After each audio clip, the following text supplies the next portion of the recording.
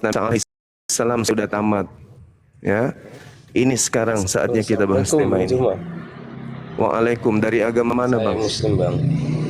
Oh iya iya. Oke. Oke lanjut bang. Siap. Salam kenal saudara. Namanya siapa ini? Izin turunkan abang ya. Iya, namanya nggak jelas, kita nggak. Namanya panggil domba. Pakai namanya aja bang, nama panggilan. Pakai nama aja, Bang. Pakai Budiman atau apa gitu. Oh, nama domba. Nah ini bagus namanya. Bang Sanusi. Ya Pak Mah gitu. Batal. Ya dari mana bang? Katolik apa Protestan? Niki pada ada gue pilih. Aceh buat dia. Pegang dari Aceh. Udah tuh. Dari Aceh ini saya, Bang. Urusanmu apa? Kita pingin bahas tema. Kalau cuma mau diskusi liar. Baik, ini Kakak Heron, ini Kristen Gurunda. Oke. Oke. Baik. Selamat siang Kakak Heron. Shalom, Horas Bang Juma, Horas Bang Juma. Iya, Horas bang. Apa Bang kabar Heron? Bang Juma? Iya, baik. Iya Bang. Ya, ada tema Oten semua adalah Mesias. Nah, temanya ini Bang ya, jangan keluar dari tema Bang ya. Nanti Iya. akan Abang berdiskusi santun dengan Boleh Bunda nggak aku- saya. Silakan. Bolehkah aku kasih saran Bang Juma? Boleh ya? Boleh, silakan. Aku sebenarnya masuk di komennya Abang ini nggak ada yang aku mau sampaikan Bang. Nggak ada yang mau aku sampaikan. Aku mau aja berhenti aja untuk live untuk membahas agama orang lain gitu. Kalau misalnya ini sepakat membahas- dengan kami juga yang gimana? Agama saya diperintahkan untuk berseru. Agama Anda juga Ya, diperintahkan beritakan Injil. Jadikanlah seluruh makhluk menjadi Kristen. Jadi maksudnya Nah, Abang betul, Heron, Bang. kami dilarang membahas agama Ya. Kristen biar misionaris secara leluasa memurtadkan gitu maksudnya. Ya, terima kasih ya Bang. Jadi gini ya Bang, benar yang Abang katakan itu memberitakan Injil. Ya itu kan yang kami imanilah. Yang Abang imani silahkan imani juga. Jadi paling tidak kan untuk di komennya Abang juga dan beberapa yang lain itu kan lebih kepada intern gitu kan, internal masing-masing agama gitu. Tidak harus membahas agama yang lain itu, mencopot-copot ayatnya itu, kemudian mencari kelemahannya di situ. Nah di situ juga kan sebuah tafsiran juga yang keliru di situ. Kita menafsir suatu ayat luruskan. Alkitab itu yang seharusnya Luruskan kalau salah gitu, luruskan. Yang mana yang salah? seharusnya itu Bang, yang seharusnya itu kita tidak punya suatu kemampuan atau kompetensi secara agama itu untuk Siapa kita bilang? tafsir gitu. Siapa Bang. bilang? Aku hanya Apa membahas itu, kelebihan? Bang. Tapi secara pribadi Bang, Apa kelebihan aku pendeta mau dibandingkan saya? Kelebihan pendeta dalam hal penguasaan Bible itu apa? aku secara pribadi ya Bang. Aku Karena secara ijazah. pribadi juga mau Ijazah untuk- bukan melambangkan orang itu pintar. Ijazah Ya, melambangkan betul. orang itu Aku pernah setuju di sekolah situ. resmi Ya, betul, aku gitu. setuju. Ya, aku setuju Bang. Jadi paling tidak kan yang Abang ini imani ini sesuai agama, Abang imani, karena di Islam itu agamamu adalah agamaku, agamaku adalah agamamu. Silahkan Nah, imani. Kami juga bagus. begitu imani. Nah, kemudian kalau misalnya Abang juga membuat si Edis juga, aku nonton itu Bang. Karena mereka tidak berhenti ya, dia juga gas juga kan Bang.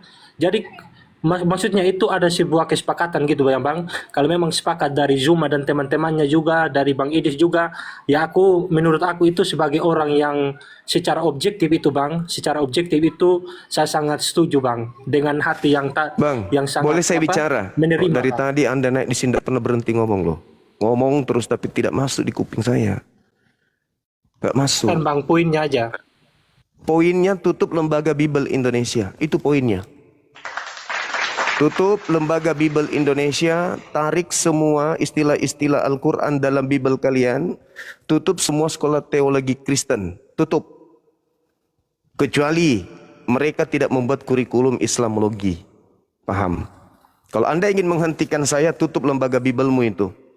Yang suka mengais-ngais istilah-istilah Al-Quran masuk ke dalam Bibel. Itu satu. Kalau macam Edis, seluruh orang Kristen di dunia ikuti jejak Edis, kami tidak akan pernah goyah. Tidak goyah. Karena bagi kami, Edis itu lebih berharga kambing yang ngomong daripada dia. Lebih masuk di dalam otak suara kambing daripada suara dia. Karena tidak ada ilmu yang dia sampaikan kepada manusia. Hanya pembodohan kepada orang-orang yang tidak tahu sama sekali tentang Al-Quran. Jadi kami nggak takut sama Edis. Kami bikin begini bukan karena mau menandingi Edis, enggak. Kami melakukan ini karena gerakan Kristenisasi. Saya ulang, kami lakukan begini wujud perlawanan terhadap gerakan pemurtadan yang dilakukan oleh Kristen secara masif, terstruktur dan terencana. Kristen menginginkan Indonesia ini menjadi Kristen semuanya. Itu misi kalian. Sampai lembaga harus ke Islam-Islaman. Kalian harus mengutus misionaris-misionaris ke kampung-kampung terpencil, mendirikan gereja di sana, padahal tidak ada penduduk. Demi apa? Demi untuk mengajak nanti orang-orang Islam awam untuk masuk ke dalam gereja kalian. Hentikan itu semua, baru kami bisa berhenti. Tutup lembaga Bibel Indonesia. Atau kalau tidak mau tutup, hilangkan semua istilah Al-Quran di dalam Bibel kalian. Yang buku Yunani itu. Yang surat kabar robek dari sana tuh.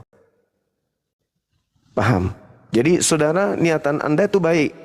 Tapi Ya, terlalu dini Anda mengatakan itu. Hentikan dulu lembaga Bibel Indonesia untuk mencetak buku surat kabar dari Belanda itu. Jangan menggunakan istilah-istilah Al-Quran di dalamnya. Termasuk sampul, ganti Biblika atau Biblos. Jangan pakai Alkitab. Karena itu nama lain daripada Al-Quran. Selama itu tidak berhenti, maka saya dan teman-teman saya selalu akan menggaungkan bahwa Kristen itu adalah pengikut palsu dari Yesus anak Maria. Gitu saudara. Kalian bukan pengikut. Ya, kalian bukan pengikut anak Maria. Kalian itu pengikut makhluk roh yang datang kepada Paulus yang keluar dari kubur. Gitu. Silakan. Jadi baik, terima kasih ya Bang Zuma. Sama-sama. Kalau aku lihat di live-nya Abang ini aku senang ya. Karena pertama senang juga ya, semua yang membahas agama itu aku lihat itu ada edukasinya di situ, ada apa namanya? Ada sebuah pelajaran begitu, pengalaman yang kita petik dari inti daripada pembahasannya di situ. Tapi paling tidak apa yang sudah Bang Zuma sampaikan juga tadi itu tidak semuanya saya terima ya. Dengan tidak semuanya saya terima itu karena memang ada beberapa hal yang memang menurut saya itu tidak perlu diucapkan dari mulutnya Bang Zuma gitu. Tapi paling tidak saya Bang secara objektif itu kalau memang seandainya bersepakat untuk tidak mengotori media sosial hal-hal yang menyangkut dengan isu sara atau yang membahas agama itu, ya di situ saya hormati abang-abang yang di situ, bukan hanya dari Islam juga tapi dari agama Kristen dan agama-agama lainnya gitu Bang ya. Jadi mungkin itu saran dari saya Bang. Terima kasih atas jawaban dan masukannya Bang. Aku mau keluar ya. Oke, saya rasa cukup Abang ya. Iya ya. Makasih Abang ya. Enggak mau berdiskusi Abang ini. Mau lihat godang. Horas. Mau lihat. Ya Bang ya. Ya Bang. Ya, selamat siang Bang Celson. Ya, selamat siang Bang. Oke. Iya, silakan Gurunda. Iya. Ini ada tema Bang, dari sekte mana? Katolik atau Protestan? Katolik Bang, saya dengarkan. Iya, baik. Nasihat Yesusnya kepada Bani Israel agar waspada kepada penyesat yang datang dengan memakai nama Yesus dan berkata, "Akulah Kristus." Kata Yesusnya, jangan kamu percaya. Di dalam Matius 24 ayat data nomor 4, nomor 5 dikatakan, waspadalah agar kamu jangan disesatkan. Kamu di sini adalah pengikut Yesus Bani Israel. Sebab akan banyak orang datang memakai namaku dan berkata, akulah Kristus. Mereka akan menyesatkan banyak orang. Nah, saya mengatakan bahwa mereka yang dimaksud di sini adalah orang-orang Kristen. Terus? Karena hanya orang Kristen kemudian yang membawa-bawa nama Yesus Kristus, lalu kemudian Mesias yang digambarkan oleh Yesus ini itu semuanya ada pada diri Kristen. Seperti itu, Bang. Ya. Nah, kalau berbicara mengenai Mesias atau berbicara mengenai Kristus, itu adalah orang yang diurapi. Setuju ya? Iya, iya. Orang yang diurapi berarti Mesias kan, Bang? Nah, terus Bang, ya, ya. Nah, itulah yang terjadi di Kristen. Jadi Kristen ini berdasarkan dalil kitabnya sendiri, Kristen ini adalah Mesias-Mesias. Permasalahannya. Oke, oke. Maksudnya ini Kristen kan bagi dua, Bang, ya. Ada Protestan, ada Katolik. Ya, maksudnya yang Protestan ini maksudnya. Semua Kristen itu adalah orang yang merasa diri mereka sebagai Kristus. Tapi banyak di antara orang Kristen ini tidak sadar kalau dia ternyata adalah Kristus. Saya yakin sekali saudara Kelson juga ini tidak tahu berdasarkan Bible kalau Kristen itu, Katolik itu atau Protestan itu semuanya adalah Kristus. Iya, iya. Lanjut Bang. Ya. Contoh misalnya di dalam pemahaman kita terkait orang yang diurapi. Pada hari ini telah lahir bagimu Kristus. Kristus ini adalah orang yang diurapi. Berarti orang yang diurapi ini adalah Kristus. Betul ya? Iya. Nah, apakah Kristen ini orang yang diurapi? Yang diurapi maksudnya semua Kristen maksudnya, Bang. Iya.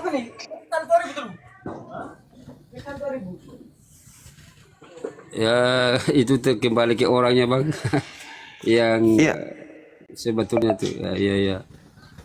Kalau kita lihat, Bang, nih dalil ya di dalam 1 Yohanes 2 nomor 20, Bang. Iya. Diurapi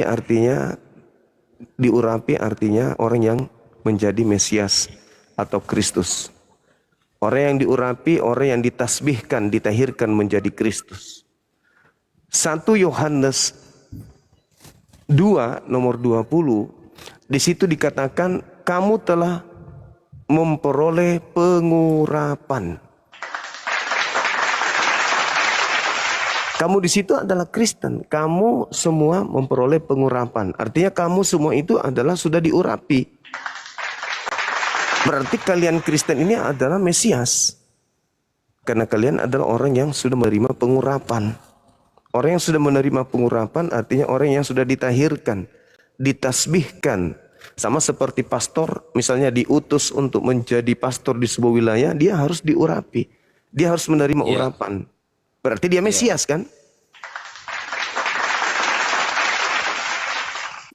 Ya, saya tidak begitu paham. Tapi kalau menurut saya sih, kalau Mesias sih Mesias, kalau pastor sih pastor, beda lah. Pastor sama si Mesias.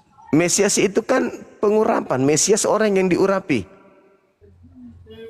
Iya, Jadi tapi orang yang begini, Bang, maksudnya Iya, kalau di saya kan Katolik. Iya. Misalnya kalau kayak pastor, misinya itu kan diurapi menjadi pastor. Ya dia ya sudah lah pastor, artinya bukan semua umat juga ikut Mesias. Tapi tapi apakah Anda akui bahwasanya pastor ketika dia ditugaskan mereka diurapi?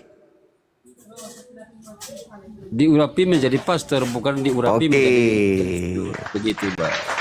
Diurapi artinya Mesias. Mesias itu orang yang diurapi. Nanti dia mau menjadi pendeta kek, dia mau menjadi pastor kek, dia mau menjadi penatua kek, mau jadi apapun itu, pada saat dia sudah diurapi artinya dia sedang Mesias. Nanti Anda mengatakan, oh dia diurapi untuk menjadi pastor. Ya silakan, tapi dia diurapi kan? Berarti dia Mesias kan? Karena Mesias itu adalah orang yang diurapi. Orang yang diurapi itu adalah Mesias. Jasendang syukran. Nah, sedangkan Anda sudah mengakui bahwa pastor itu memang diurapi. Ya, berarti Mesias dong. Sedangkan setelah pastor nantinya sudah diurapi, dia kan mengajar tuh. Setelah dia mengajar, kalau dia adalah Mesias yang diurapi sebagai Mesias sesat atau palsu, berarti dia menyesatkan jemaat-jemaatnya karena dia adalah Mesias palsu. Tetapi kalau dia pastor ini adalah Mesias yang benar, berarti jemaat-jemaatnya adalah orang benar. Pertanyaannya, apakah ada Mesias di luar Yahudi? Kalau menurut pemahaman saya itu Bang, kalau misalnya seorang pastor, dia pasti memberikan hal-hal yang positif lah di misi keagamaannya itu. Kalau misalnya dia memberikan hal-hal yang tidak bagus, ya bukan pastor itu. Karena memang seorang lanjut. Ya, itu yang saya jelaskan tadi. Kalau dia ini adalah orang yang menyesatkan, berarti dia adalah Mesias palsu. Tapi kalau dia adalah orang yang mengajarkan kebenaran, berarti dia Mesias asli. Pertanyaannya, emang ada Mesias orang-orang di luar Yahudi?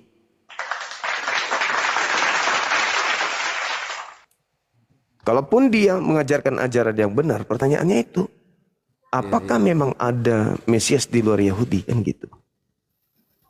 Kalau nggak ada, sebaik apapun ajarannya tetap aja palsu.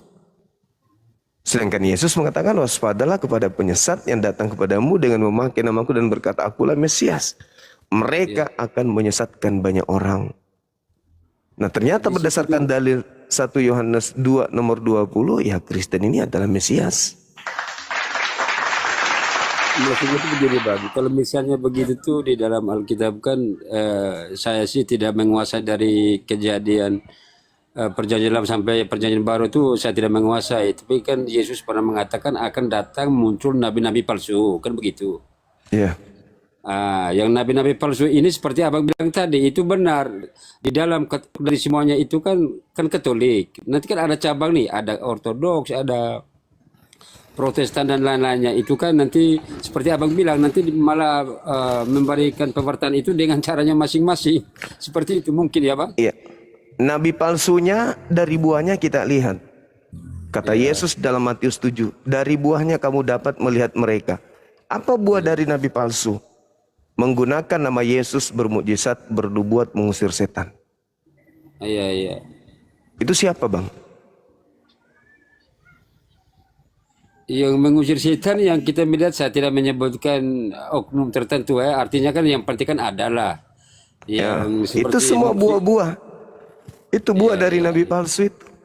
Jadi kalau mereka sudah keciduk melakukan hal tersebut, mengusir setan, bernubuat pakai nama Yesus, batangnya siapa kira-kira? Kan buah tuh, buah. Sekarang batangnya siapa?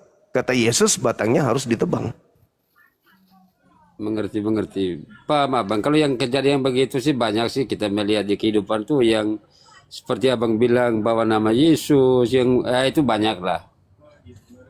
Hanya saya tidak mau sebut itu siapa, nanti kan tidak elok lah kalau saya omong itu. Iya, saya paham ke mana arah pembicaraan saudara.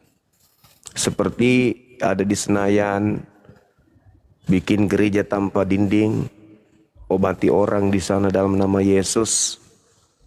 Ya, bermujizat pakai nama Yesus. Kata Yesus, dari buahnya kamu dapat melihat mereka. Nah, mereka yang mengobati orang di Senayan itu, di pinggiran-pinggiran Senayan atas nama Yesus itu. Selamat siang. Iya, siap. Iya, selamat siang. Tunggu dulu Bang ya. Itu adalah salah satu buah. Iya. Izin Gurunda, temanya menutupi izin. Temanya menutupi. Enggak apa-apa Agak deh, ke atas kan. Oke. Oh, ke atas lagi. Boleh. Ke atasin dikit lagi. Soalnya Takutnya menutupi hilang. ke bawah ini lagi atau ke Oke. atas lagi satu. Nah, Siap. kayak gitu. Oke, siap. Oke lanjut Bang. Kita simak lah, kita akhirnya enak lah omongnya kayak nyambung gitu kan, bagus lah. Makasih Saudara Kelson. Ya, Mohon Saudara maaf. Taufan. Siap. Karena saya dengar tadi bahasnya tentang nabi palsu, saya ada kutip sedikit dalam kitab Alkitab ini, ada ayatnya. Yeremia. Ada Matius, ada Yeremia, dalam Matius, 2 Petrus, ada. Iya, silakan. Tuhan Yesus sudah Silakan. memperingatkan itu. Dalam silakan. Matius pasal 7 ayat 15 sampai 20. Yesus mengingatkan murid-muridnya untuk berhati-hati terhadap nabi-nabi palsu yang datang dengan berpakaian seperti domba, tetapi sebenarnya serigala buas. Mereka dapat dikenali dari buah-buah mereka, yaitu dari tindakan dan ajaran mereka. Apa buahnya, Bang? Dalam Yeremia, ya Bang, kenapa? Buahnya apa kata Yesus? Macam istilahnya dari tindakannya, ajaran-ajarannya mereka, seperti itu. Ya kan disebutkan di situ. Apa buah dari nabi-nabi palsu tersebut? Tanda-tandanya, pengikutnya. Seperti tindakannya tidak sesuai dengan ajaran-ajaran Alkitab. Terus Dibacakan aja Bang di situ. Kan di situ dari buahnya kau dapat mengenal Dia, memanggil aku Tuhan, bernubuat pakai namaku, mengusir setan, bermujizat. itu dari Matius, dari Yeremia juga ada. Yeremia pasal 14. Karena bermasalahnya tanda-tanda ini ada di mana? Yang bermujizat pakai nama Yesus itu di mana? Kan begini Bang, kalau itu kita bicara tentang oknum sudah ya Bang ya. Kita bicara tentang iya, dari oknum itu ketika kelihatan oknumnya, pengikutnya melakukan tanda-tanda itu, berarti bukan cuma oknumnya saja yang harus ditebang dan dibuang ke api neraka kata Yesus, tetapi batangnya, nabi palsunya yang harus ditebang. Nah gitu. Nah sekarang kalau kita melihat yang bernubuat mengusir setan pakai nama Yesus itu adalah Kristen. Nah siapa nabinya Kristen? Siapa pendiri agama Kristen ini? Ini yang harus ditebang menurut Yesus. Macam seperti ini kan dalam Alkitab kan sudah menubuatkan bahwa pohon yang baik akan menghasilkan buah yang baik, pohon yang buruk akan menghasilkan buah yang buruk. Nah dari situ kita bisa lihat perumpamaan itu bahwa kalau ada orang yang nabi-nabi palsu yang mengaku dia adalah domba, dia adalah murid Tuhan Yesus, dia adalah hamba Allah, tapi kalau ajarannya tidak sesuai dengan firman Tuhan, tindakannya tidak sesuai.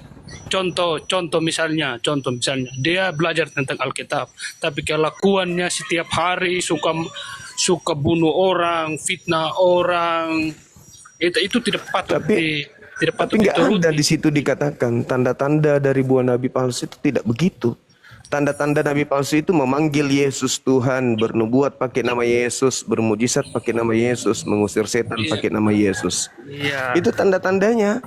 Dan itu mau seperti apapun Kristen menampakkan diri seperti baik dan seterusnya, tapi buah-buahnya ada sama Kristen ya percuma Bang. Percuma. Makanya saya mengangkat tema ini.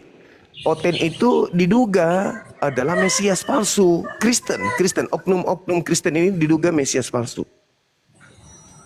Gitu. Kenapa dikatakan kalian ini adalah diduga Mesias palsu? Karena kalian mengajarkan anak-anak keturunan kalian melakukan hal-hal yang tidak sesuai dengan ajaran Yesus, sehingga terindikasi menyesatkan banyak orang. Banyak orang yang kalian sesatkan itu adalah keturunan kalian. Macam dalam Yeremia juga Bang. Dalam Yeremia kan sudah tulis juga pasal 14. Yeremia mengingatkan tentang nabi-nabi palsu yang membuat demi nama Tuhan padahal mereka tidak diutus. Perhatikan, atau diberi firman-Nya olehnya. Mereka menubuatkan penglihatan bohong dan ramalan kosong. Terus di Matius juga pasal 24 juga ada.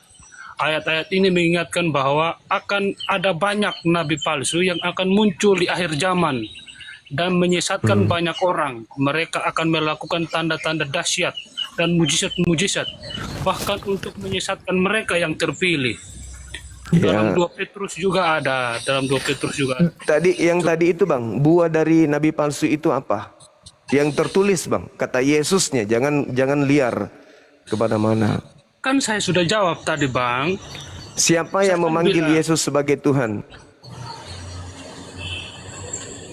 Kan ada nanti nabi-nabi palsu yang mengatasnamakan. Kok nanti Bang? Kenapa harus nanti kalau sudah tergenapi pada zaman itu? Kan kata Yesus kalau ada yang mengaku ada Mesias di sini, ada Mesias di sana, jangan kamu percaya. Nah, ketika Paulus mengaku bertemu dengan Mesias, nasihat Yesus percaya atau jangan percaya? Yesus Jangan mengatakan percaya. Bang. Jangan Berhati-hati. percaya. Abang ini. Sekarang saya tanya, abang bilang jangan percaya, abang baca di mana? Matius 24 Matius 24. nomor 23 sampai 26. Sabar ya. Ya. Abang bilang tadi jangan tidak percaya atau jangan percaya tuh. Jangan percaya kata Yesus kalau ada Paulus mengaku berkenan Yesus di gurun.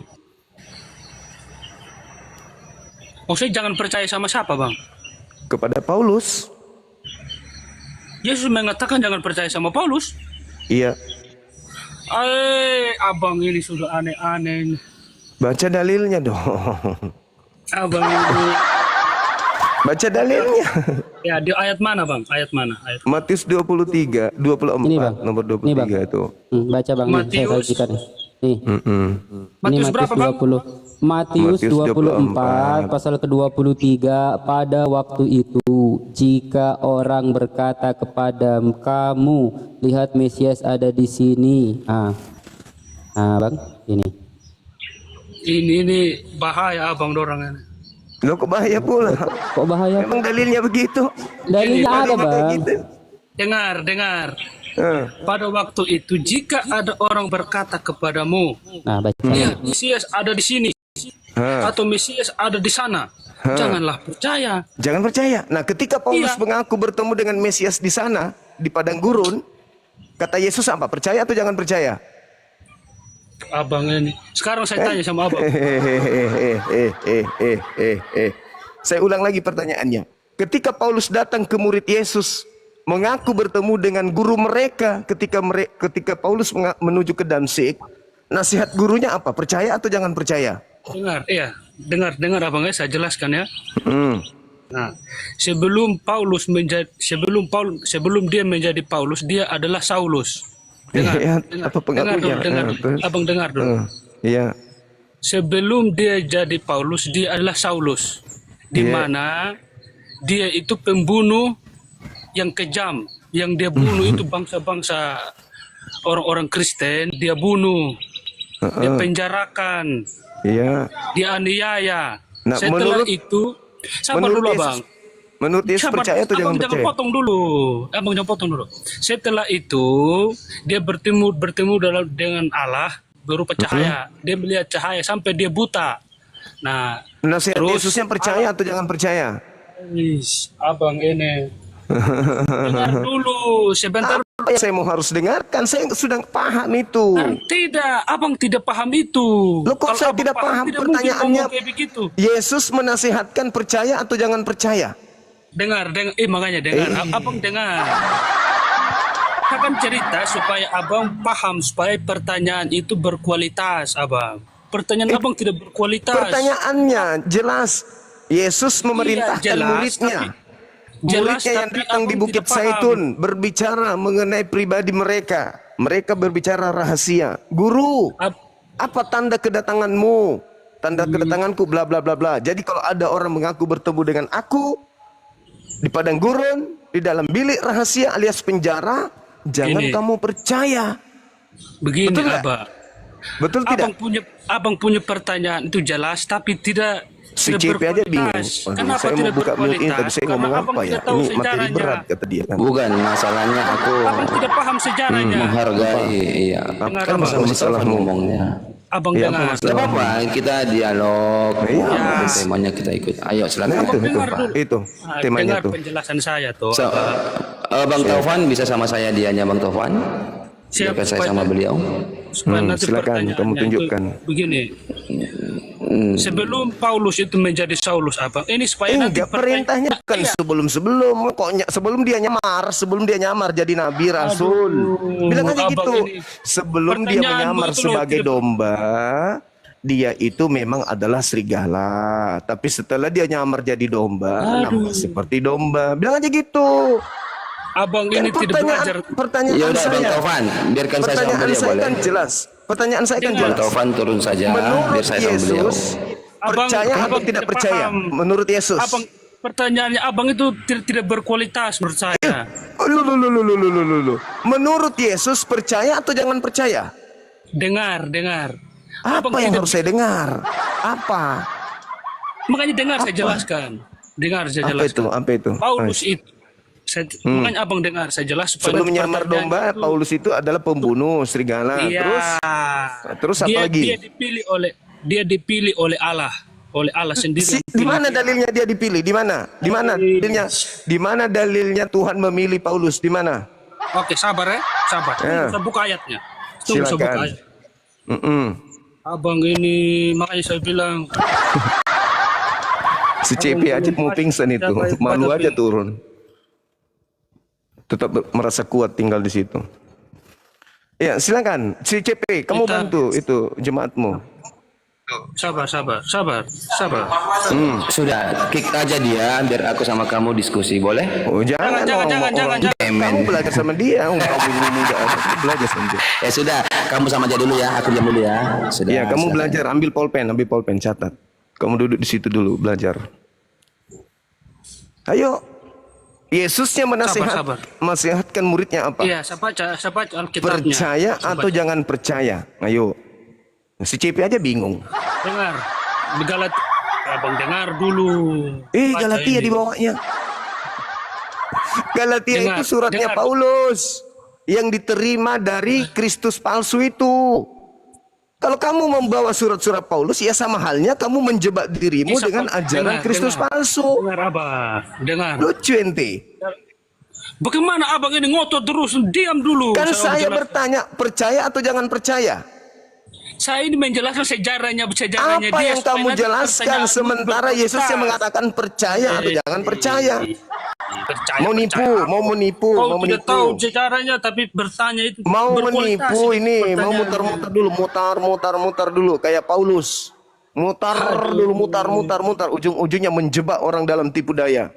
Yang penipu itu siapa? Coba nabinya siapa? Kan perintahnya jangan percaya. Ya. Pertanyaan saya, ketika Paulus kemudian datang berkata, aku bertemu dengan Kristus di gurun, bertemu Kristus dalam bilik. Kata Yesus, percaya atau jangan percaya?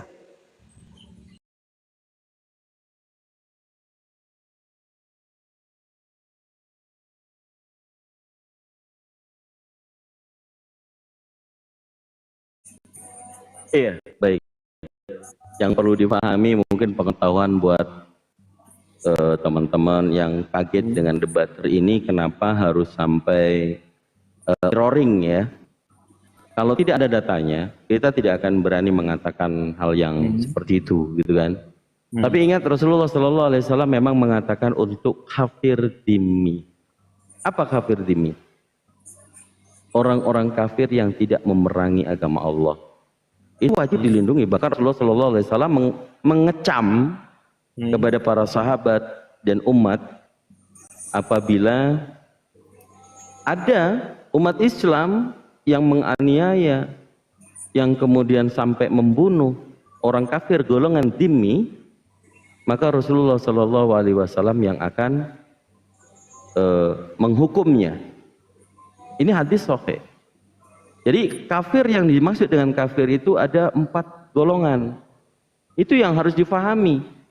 Bagaimana orang kafir yang tidak memusuhi Islam, ya kita tidak boleh. Itu peringatan dari Rasulullah. Tapi kalau ada orang kafir mengatakan Nabi Muhammad SAW cabul, Nabi Muhammad kuldofil, ya umat mana yang sangat mencintai Rasulullah hanya berdiam diri. Sementara kita memiliki counter attack tentang bagaimana keagamaan mereka itu sangat keji. Ya kan? Jadi disinilah memang arti apologet Islam Indonesia bagi yang kami memiliki pengetahuan tentang menghujat balik, tetapi kita akan di internal memberikan penjelasannya. Contoh, bahwa Nabi Muhammad SAW dikatakan menikahi Sayyidah Aisyah umur 6 tahun. Apakah itu valid datanya?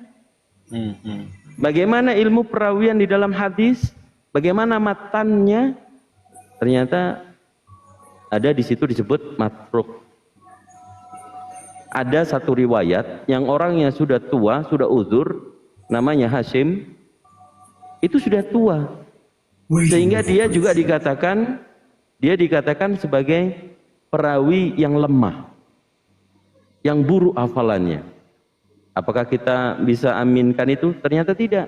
Ada hadis lain yang mengatakan pada saat perang Badar, Sayyidah Aisyah itu sudah mengikuti perang. Itu pun masih belum menikah dengan Rasulullah.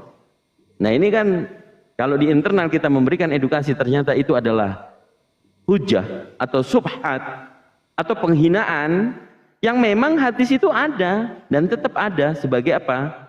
Di situ dikatakan sahih sebagai hujah untuk pemahaman kita orang Islam bahwa memang ada hadis dari perawi yang buruk hafalannya begitu. Nah, kalau orang-orang yang tidak menyerang Islam, apakah mereka akan bertanya seperti itu? Tidak. Orang yang bertanya seperti itu adalah orang yang menyerang Islam. Begitu. Apalagi kita mengkategorikan ada orang kafir harbi, menyerang dengan pasti. Kalau dalam dialektika lintas agama ini, gambarannya adalah orang-orang penghujat itu. Siapa? Saifuddin Ibrahim. Siapa lagi? Yang menghujat Allah. Siapa lagi? Hampir murtad. Si Fanan. Dia mengatakan Allah itu Tuhan agama kafir pagan Quraisy. Itu tidak benar. Dia berkedok saja sebagai umat muslim. Kan gitu. Dia sering mengatakan saya muslim dari Hong Kong, matanya suwet. Jadi orang-orang seperti itu sebenarnya gambarannya memang sangat sulit ya kita analisa. Cuman yang terpenting buat pengetahuan kita adalah kafir itu ada 4 golongan. Ada kafir yang tidak menyerang Islam, itu yang berhak kita lindungi. Maka negara kita Republik Indonesia itu tidak pernah itu. Dunia sosial kita, apakah ada satu kampung, katakanlah memang mayoritas Islam, ada 100 kakak, non muslimnya atau kafirnya itu ada 4 atau 5 keluarga. Apakah orang kafir atau orang non muslim itu akan dibantai di sana? Tidak. Jadi negara kita itu toleransi sudah berjalan, sosial bermasyarakat. Tapi di diskusi lintas agama, mereka itu muncul semua. Nah, itulah yang akhirnya kita membedakan kafir harbi dan kafir dhimmi. Kafir harbi, dia tidak akan berani menampakkan wajahnya. Kenapa? Tahu konsekuensinya. Saya tadi mengatakan kepada Evan, dia buka room, Bro Evan itu ya. Dia buka nampilin Al-Quran dan As-Sunnah. Kemudian dia mendakwakan, menghujahkan bahwa Islam itu dalam Al-Quran mengajarkan pembunuhan kepada orang kafir. Saya naik. Bener enggak ini memang Islam diajarkan membunuh? Ya, saya bilang, iya untuk membunuh kamu. Kamu yang boleh dibunuh gitu ya. Kenapa? Karena ini Al-Quran, ranahnya kitab suci kami orang Islam, maknanya tidak seperti itu, tetapi kamu mengartikan seperti itu. Bagi kami, dalam mempelajari, kami Apologet Islam Indonesia, mempelajari Bible, perkataan Yesus untuk di luar Bani Israel, itu anjing. Jadi ada anjing yang menggonggong, gitu. Makan rempah-rempah dari meja tuannya, itu yang kafir dhimmi. Ya udah, aku yakin dengan ajaran Yesus, meskipun aku bukan Bani Israel, aku disebutkan anjing oleh Yesus. Nggak akan, karena nggak menyerang Islam, tapi ada anjing ya. Sebagai Islam rohani mendakwakan tentang misionaris, kamu harus masuk ke jaminan surga tayasan. Tapi dia kepanjangan Kang Dito, gantian ngomong Kang Dito. Kepanjangan, poinnya aja langsung ya. Jadi kafir itu ada 2 kategori. 4 golongan. Enggak. Gini. Kafir itu yang paling harus kita tahu itu kategorinya ada 2 yang harus kita tahu ya. Yang pertama kafir harbi dengan kafir dhimmi. Kalau kayak Magen tadi itu kafir harbi. Itu harus diberantas tuh. Harus diketok kepalanya karena mereka itu kerjanya hanya menghujat Islam aja. Kalau kafir dhimmi itu yang harus kita lindungi, kata baginda Rasulullah Nabi Muhammad. Mereka itu kafir, tidak menyembah kepada Allah, tetapi mereka itu tidak merusak. tidak menghujat, tidak menghina gitu. Ini Dito, Yoga, biarin aja dulu. Komalmu aman kok, insya Allah aman komalmu. Yang jadi masalah kan ini komal sekarang ini kita, kebanyakan komal kita ini rungkat-rungkat terus, tumbang-tumbang terus. Kan gitu. Nah, ini lagi dicoba nih akunnya Kang Dito ini kan lagi pakai protek ya, pengamanan supaya tidak kena tombak. Tadi kena pembatasan, tapi masih bisa naik kembali. Ini hebatnya akun ini. Jadi kemanapun akun ini nggak akan tumbang nih, ku tengok. Semoga ya, Kang Dito ya, akunnya semoga aman. Jadi penanganan terhadap Kristen atau kafir penghujat itu berbeda dengan penanganan terhadap kafir yang tidak menghujat atau zimmi. Kafir harbi boleh kita gas. Kalau dia hina Nabi Muhammad, gas. Hina Islam, gas. Jangan kita biarkan. Betul. Karena kalau kita diam, ketika agama kita dihujat atau dihina, sama aja kita ganti pakaian kita itu dengan kain kafan. Gitu kata siapa namanya ini? Ya, Siapa namanya meskipun itu dalil lanjut. ini ya. Dalil yang enggak sahih ya. Doif. Itu doif. Halo Bang.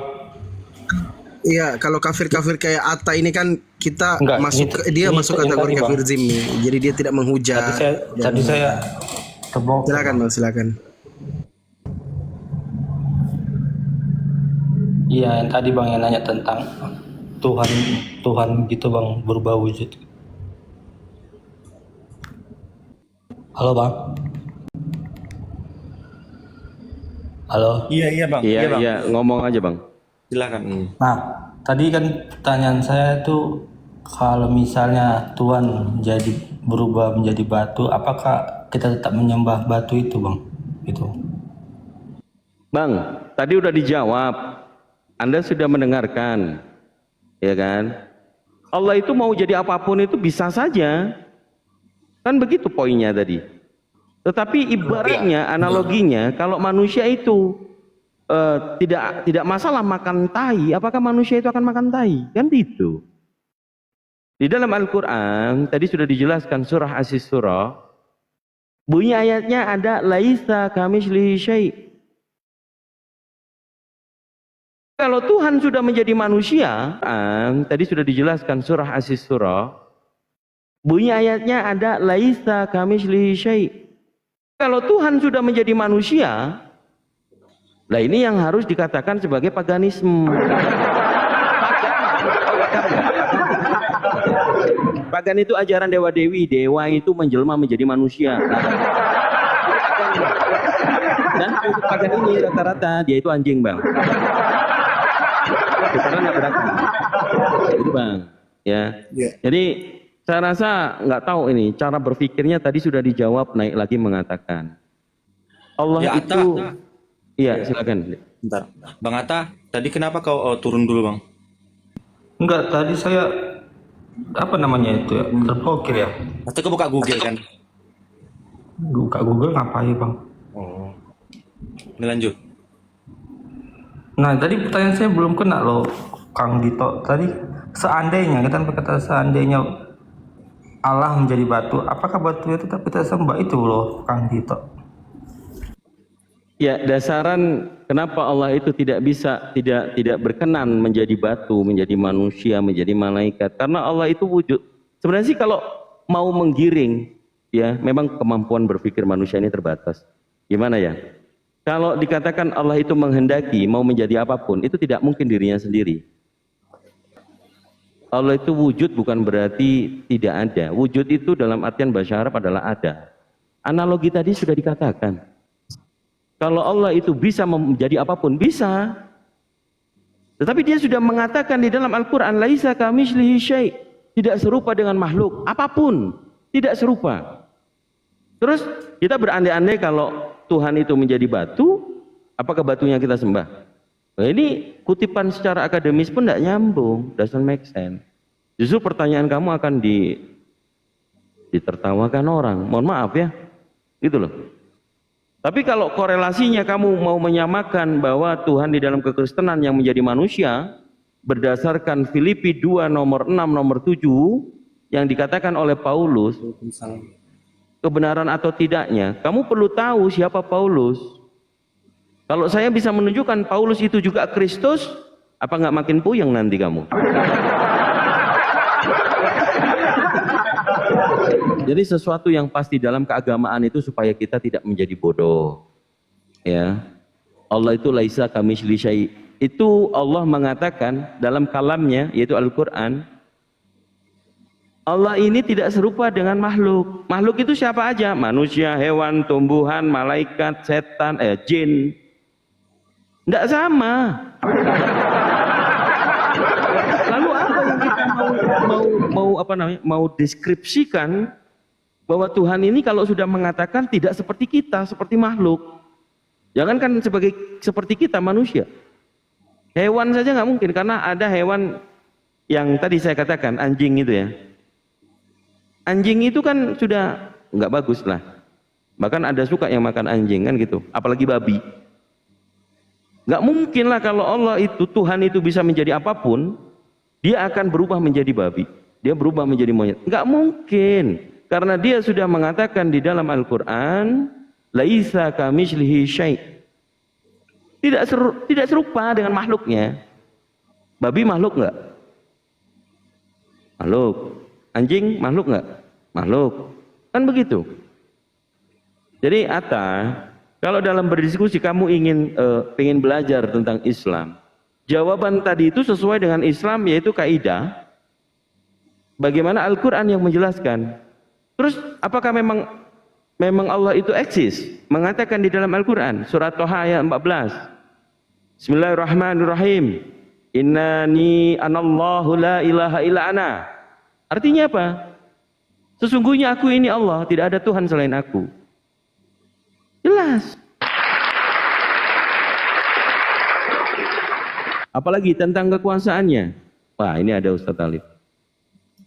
Ya udahlah, ada guru saya, biar guru saya. Assalamualaikum Ustaz Alif. Waalaikumsalam warahmatullahi wabarakatuh. Assalamualaikum Ustaz. Waalaikum, siap. Aku cuma tadi sempat dengar ada pertanyaan perandai-andaian. Di dalam Islam itu ada hukum yang sudah diatur. Mungkin Kang Dito hanya menggunakan metode penyampaian. Namun saya cuma bisa akan mempersingkat jawabannya gitu. Dek Yoga, Assalamualaikum. Ya, Waalaikumsalam Bang Ustaz. Suaraku jelas ya? Ya, jelas.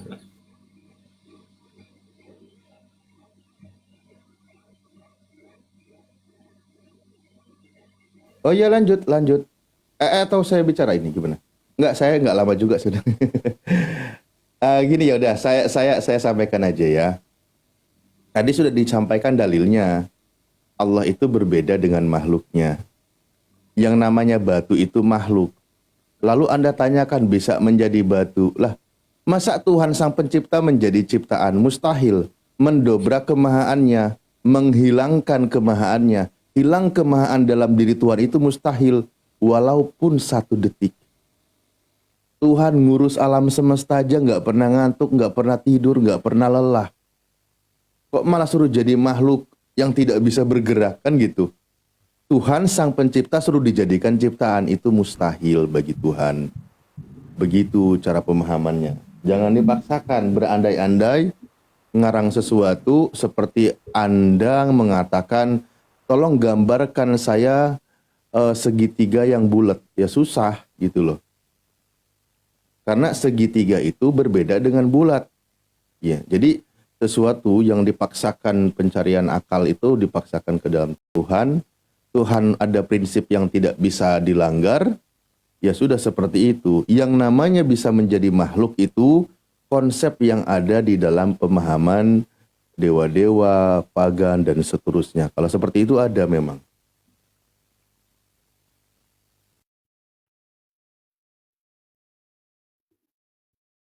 Oke Pak Ustadz, saya izin nanggapi ya Pak Ustadz. Ya silakan Bang. Kan gini Pak Ustadz, saya nggak menyuruh Allah atau Tuhan untuk menjadi apapun, itu kan saya cuma mencoba menguji gitu logikanya kan katanya Tuhan bisa jadi apapun gitu. Dan keinginan Tuhan kan tidak ada batasannya. Oh Tuhan nggak boleh ini, nggak boleh ingin ini, nggak boleh ingin itu gitu kan. Nah, jadi saya pakai kata seandainya gitu Pak Ustadz. Kalau Pak Ustadz nanyakan itu ke Kristen pun mereka pasti akan jawab juga, bisa juga dijawab, nggak salah pertanyaannya. Nah, ini kan saya tanyakan pertanyaannya, seandainya Tuhan menjadi batu, seandainya gitu, bukan saya menyuruh gitu, kita uji logikanya aja gitu. Seandainya Tuhan menjadi batu, apakah batunya juga disembah? Kan simpel tuh Pak Ustadz pertanyaannya. Saya nggak memaksakan apapun sebenarnya. Enggak, itu kan pertanyaan saya bilang juga. Nah, karena pertanyaan itu perandaian, maka saya mengakui perandaian pun saya nggak masuk di dalam diri saya. Bagaimana saya mau jawab apakah mau disembah? Tempatku mati lampu, WiFi putus ini. Oi, suaraku jelas nggak? Aman Ustaz. Jelas, Pak Ustadz. Aman ya? Aduh, Aman. Alhamdulillah berarti jaringan masih aman. Sorry, inilah mendadak mati nih. Jadi perandaian itu suatu yang dipaksakan. Buat saya, perandaian aja nggak masuk. Gitu loh. Kan tadi sudah dikatakan ada satu konsep yang sudah dibahas. Tuhan itu wajib maha kuasa. Diimani. Kenapa? Karena dia mengatur alam semesta.